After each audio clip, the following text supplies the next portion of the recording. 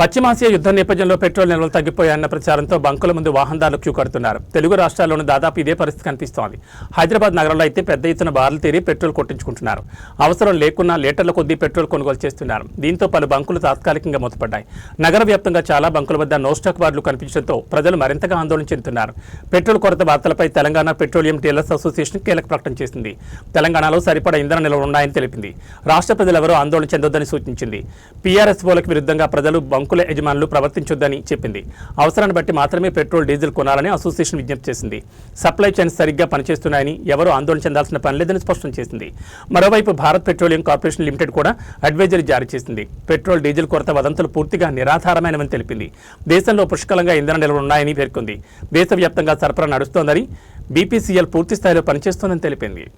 Station వడ్డపల్లెంకి ముందు near చిత్తారామ temple మాకు petrol diesel బాగానే ఉంది.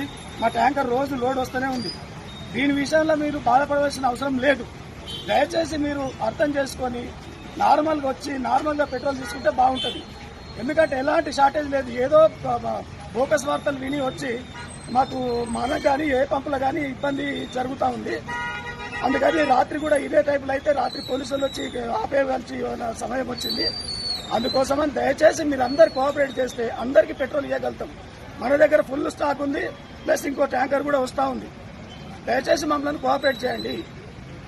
మొత్తం అంతటా కూడా పెట్రోల్ సప్లై కొద్దిగా హెచ్పీలు ఏమవుతుందంటే వాళ్ళకు ఏదో డబ్బుల విషయం లేదు అయ్యి కొద్దిగా ఆపుతున్నారు, అంతేగాని అంతటా పెట్రోల్ బాగానే ఉంది. అన్ని కంపెనీలలో పెట్రోల్ రావడానికి ఇవ్వడానికి వాళ్ళు సిద్ధంగా ఉన్నారు. మనకు కూడా దొరకడానికి కూడా పర్వాలేదు, బాగానే ఉంది.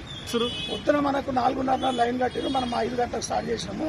5 గంటల నుంచి కూడా ఇదే విధంగా సాగుతూ ఉంది. ఎంత చెప్పినా కూడా వినట్లేదు. ఏం ప్రాబ్లం లేదన్నా కూడా వాళ్ళు వినట్లేదు.